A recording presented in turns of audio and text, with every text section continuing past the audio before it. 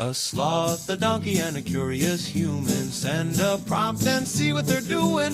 One hits record with a question on his mind. Two brothers pick it up, see what they find. Corn takes his time, Herman's got the facts. Back and forth, they never hold back. My weird prompts, come on in, that's where we begin. My weird prompts, glad you're here.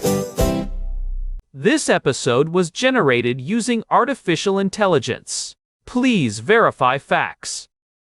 You know, Corn, this whole show runs on GPU compute, and we wouldn't be here without Modal. Seriously. And that's what powers all our text-to-speech. Everything you're hearing right now. They're an AI infrastructure platform. Developers use them to run GPU workloads in the cloud with zero infrastructure headaches. If you're building anything with AI, check them out. Modal.com. You ever try to find an old bookmark from maybe 5 or 6 years ago, and you get that dreaded 404 page not found? It is like the digital equivalent of walking back to your childhood home and finding out it has been replaced by a parking lot. It is actually much worse than most people realize, Corn. There was a major study back in 2015 that looked at academic papers published between 1997 and 2012. They found that 50% of the links in those scholarly articles were dead.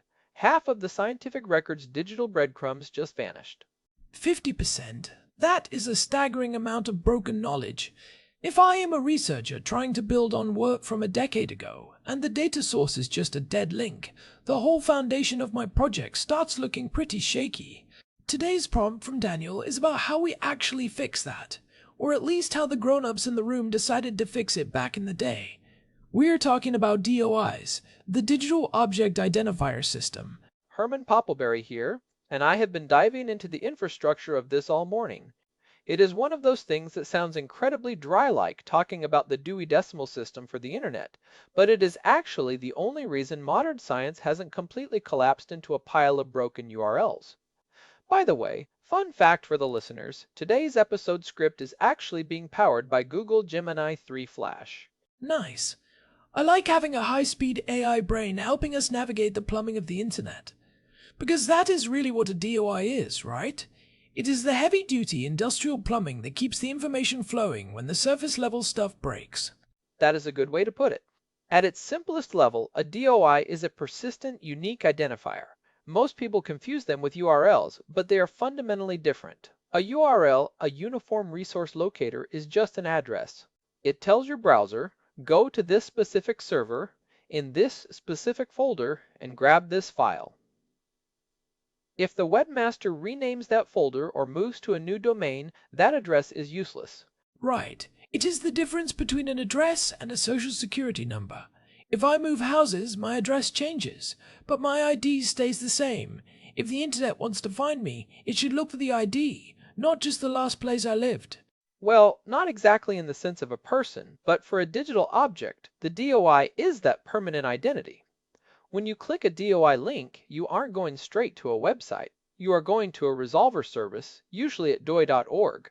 That service looks at the DOI, checks its global database, and says, this object is currently living at this specific URL, and then it redirects you. So if a journal changes its name from the Journal of Very Important Sloths to Sloth Weekly and moves all its files to a new server, they just update the registry once, and every DOI ever issued for their papers still works? That is the magic of it. It shifts the burden of maintenance from the person citing the work to the person publishing it. It is a social contract as much as it is a technical one. The organization that issues the DOI, the registration agency, is making a professional promise to keep that redirect updated forever. It feels like something we take for granted until you realize how much work is happening under the hood. You mentioned registration agencies. How does a piece of data actually get one of these? I assume I can't just generate my own DOI in my basement and hope for the best. No, it is a hierarchical system. At the top, you have the International DOI Foundation, which was launched back in the year 2000. They oversee the whole thing. Beneath them, you have registration agencies like Crossref, which handles academic journals, or DataCite, which focuses on research data. These agencies give prefixes to organizations. So, a place like Zenodo or Hugging Face gets a prefix, and then they can generate suffixes for individual items. I saw a DOI the other day that looked like a bunch of random gibberish. It was 10.1145/ and then a string of numbers. Is there a secret code in there, or is it just a digital serial number? It is structured. The 10 part always signifies that it is a DOI within the handle system. The next 4 or 5 digits are the prefix, which tells you who registered it. Everything after the / is the suffix, which the registrant creates. It can be a simple number, or it can be a string that includes the volume and page number of a journal. The key is that it must be unique within that prefix. So the handle system is the actual engine? I have heard that name pop up in tech circles before. It sounds like something from a 1970s mainframe. It is a bit of a legacy tech that turned out to be incredibly robust. The handle system was developed by the Corporation for National Research Initiatives. It is basically a general-purpose architecture for managing persistent identifiers. The DOI system is just the most famous implementation of it. Think of the handle system as the engine and the DOI system as the specific car that everyone is driving. I love that. Old school tech holding up the modern world. But let's talk about why this is expanding so fast right now. It started with PDFs of academic papers, but Daniel mentioned that it is moving into machine learning and open science. Why does a model on Hugging Face need a DOI? Can't I just link to the repository? This is where it gets critical for the reproducibility crisis in science. If you are writing a paper and you say, I used the BERT-based uncased model from Hugging Face, that is not specific enough. Models change. They get updated, weights are tweaked, or the repository might get reorganized. If I try to run your code a year later and the model has drifted, I won't get the same results. Ah, so the DOI on Hugging Face acts like a time capsule. It points to a specific version, a specific snapshot of those weights at a specific moment in time. Precisely. Hugging Face recently integrated DOI generation so that researchers can cite a specific commit or version of a model. When you have a DOI for a model, you are saying, I used exactly this artifact. It brings the same level of rigor to AI research that we have expected from biology or physics for decades. It makes sense. If you are doing medical research using an AI model to predict protein folding, you can't have the model changing under your feet while you are trying to verify the results. That would be like trying to measure something with a ruler that keeps shrinking and growing. And it is not just models, it is datasets too. One of the biggest players in this space is Zenodo. It is operated by CERN, the folks with the Large Hadron Collider.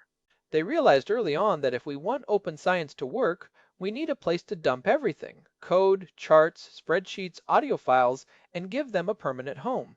We actually have a stake in this ourselves. We have the My Weird Prompts community on Zenodo. I checked it this morning, and we have over 1,900 records on there. Every time we upload an episode metadata file or an audio clip, Zenodo slaps a DOI on it. It is a huge relief, honestly. If our main website ever went offline, or if the hosting service we use for the podcast vanished, those 1,900 records are still sitting in the CERN data centers. Anyone with a DOI could still find the My Weird Prompts archive. It makes the podcast a permanent research artifact rather than just a fleeting digital broadcast. I like the sound of that. Permanent research artifact. It makes me feel a lot more distinguished than just a sloth talking into a microphone.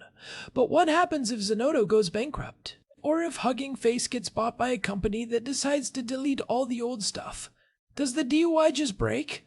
That is the social contract part I mentioned. These organizations commit to a long-term preservation plan. For example, if Zenodo were to shut down, their agreement with the digital preservation community ensures that their data would be migrated to another library or archive. The DOI resolver would then be updated to point to the new location. The identifier is persistent even if the host is not. That requires a lot of trust in institutions. In an era where everyone is skeptical of big organizations, the DOI system feels almost quaintly optimistic. It relies on everyone agreeing to play by the rules for the next 100 years. It is a federated trust, though. It is not just one guy in an office. It is a global network of libraries, universities, and publishers. If one node fails, the others have a vested interest in keeping the system alive because their own citations depend on it. It is like the interbank lending system, but for facts. Let's look at the second-order effects here.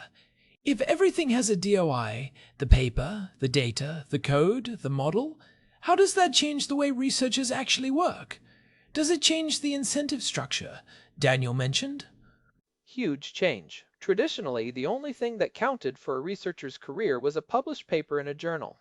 You could spend 3 years collecting a massive, beautiful data set, but if you didn't write a paper about it, it didn't help your career. But now, because you can get a DOI for a data set on Zenodo, people can cite the data set directly. So I can get academic credit just for providing the raw materials for other people's brilliance. Yes, there are tools now that track data citations. You can see how many times your data set has been used in other people's work. It encourages scientists to share their raw data early and often because they know they will get the credit for it. It turns the publish or perish mentality into something a bit more collaborative. I can see the downside, though. If it is so easy to get a DOI, does the gold standard start to lose its luster? If I upload a picture of my lunch to Zenodo and get a DOI for it, am I technically a published researcher? Well, technically yes, but this is where metadata comes in. A DOI is only as good as the metadata attached to it. When you register a DOI, you have to provide information: who created it, when, what is it, what are the keywords. Reliable repositories like Zenodo have curation processes. Our My Weird Prompts community, for instance, has to be managed. We don't just let anyone dump anything in there. True. And I suppose the sites are what really matter. If no one ever cites your lunch photo, the DOI is just a lonely number in a database. It is the network of links that creates the value. And that network is becoming a knowledge graph. There are these things called PIDs, persistent identifiers. A DOI is a PID for an object. An ORCID is a PID for a person. It is a unique ID for a researcher, so you don't confuse John Smith the physicist with John Smith the chemist. Then you have RORs, which are IDs for organizations. So you can eventually map out the entire world of human knowledge. This person at this university used this dataset to create this model which was cited by this paper. You can see the whole family tree of an idea. It is beautiful when you see it visualized. It makes the scientific process transparent. You can trace the lineage of a discovery back to the exact line of code or the exact sensor reading that sparked it. Without DOIs, that lineage is broken every time a website gets redesigned. You mentioned version control earlier. I think that is a really important nuance. If I am a developer and I am constantly updating my software on GitHub, how do I handle DOIs? I don't want 1,000 different DOIs for every tiny bug fix. Zenodo has a clever solution for this. They offer concept DOIs and version DOIs. A concept DOI always points to the latest version of your project. If someone just wants the latest My Weird Prompts data, they use the concept DOI. But if a researcher wants to cite the exact state of the project as it existed on April 2nd, 2026, they use the version DOI for that specific release. That is smart. It handles the dynamic nature of digital stuff. A book is static. Once it is printed, it doesn't change. But code is alive. It is constantly evolving. The DOI system had to evolve to handle that aliveness without losing the persistence. And we are seeing this move into even more wild territory. Think about AI-generated content. If an AI generates a massive data set or a complex piece of software, who gets the DOI? How do we verify the provenance? These are the questions the International DOI Foundation is grappling with right now. It feels like we are heading toward a digital dark age if we don't get this right. We have so much data being produced every second, and if we don't have a way to tag it and keep it findable, 99% of it will be gone in a decade. We will be the most documented generation in history, but our descendants won't be able to read any of it because the links are all broken. That is the nightmare scenario. Historians call it the bit rot. It is not just that the links break, but the file formats themselves become obsolete. DOIs don't solve the format problem. You still need to make sure you aren't saving everything in a proprietary format that won't exist in 10 years, but they at least solve the "where is it" problem. So, if I am a listener and I am working on a project, maybe I am a hobbyist coder or a student, what is the pro tip here? How do I use this info? The first takeaway is stop using naked URLs in your citations or your documentation if a DOI is available. If you are citing a paper or a data set, look for that 10 dot string. Use it. It ensures that anyone reading your work in the future can actually find what you're talking about. And if I am the one creating the data, if I have a cool data set of, I don't know, sloth migration patterns, Use a repository that issues DOIs. Don't just put a zip file on your personal website or a random Dropbox link. Upload it to Zenodo, or if it is a model, put it on Hugging Face. It gives your work a level of professional permanence. It says, I care about this enough to make it a permanent part of the digital record.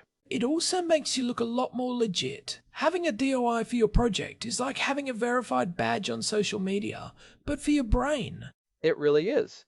It is a signal of quality and commitment to open science principles. And for the ML folks listening, seriously, check out the Hugging Face DOI integration. If you are publishing a paper about a new fine-tuned model, there is no excuse for not having a DOI for that model. It makes your work auditable. I am curious about the future of this, though. We are seeing things like IPFS, the Interplanetary File System, and Arweave, which are decentralized ways of storing data forever using blockchain-like tech. Do DOIs play nice with those? Or are they competing systems? That is the million-dollar question. Right now, they are complementary. A DOI is a centralized registry that points to a location. IPFS uses content addressing, where the address is derived from the file itself. Some people are already using DOIs to point to IPFS hashes. The DOI provides the human-friendly persistent name, and IPFS provides the decentralized storage. So the DOI is like the entry in the phone book, and IPFS is the actual physical location of the person. You can have both. The DOI system is flexible enough to point to anything.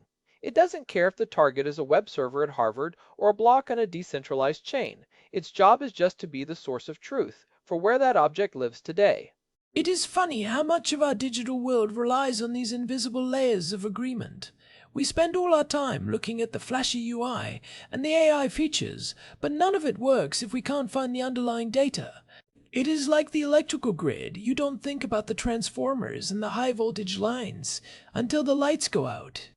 And the lights are going out all the time in the form of link rot. Every time a startup goes bust or a university reorganizes its website, a piece of our collective memory gets dim. DOIs are the backup generators.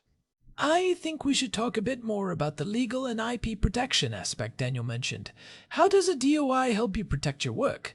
It is not a copyright, is it? No, it is not a copyright, but it provides a third-party verified timestamp. If I upload my research to Zenodo and get a DOI, there is now a permanent, unchangeable record that says Herman Poppleberry uploaded this specific file on April 2nd, 2026. If someone tries to claim they invented it 2 months later, I have an ironclad, independent proof of prior art. That is huge for independent researchers who might not have a big legal department at a university to back them up. It is a poor man's patent in a sense, or at least a very strong receipt. It is also useful for versioning, your intellectual property. If you have an idea that evolves, you can show the progression. You can prove exactly when each breakthrough happened. In a world where AI can generate 1 million variations of an idea in seconds, having a verified human-authored timestamp is going to become more and more valuable. I can see that. Provenance is going to be the biggest buzzword of the next 5 years. Knowing where something came from, who made it, and how it has changed. The DOI system was built for a simpler time, but it turns out to be exactly what we need for the AI era. It is accidental foresight. The people who built this in 1998 were just tired of broken journal links.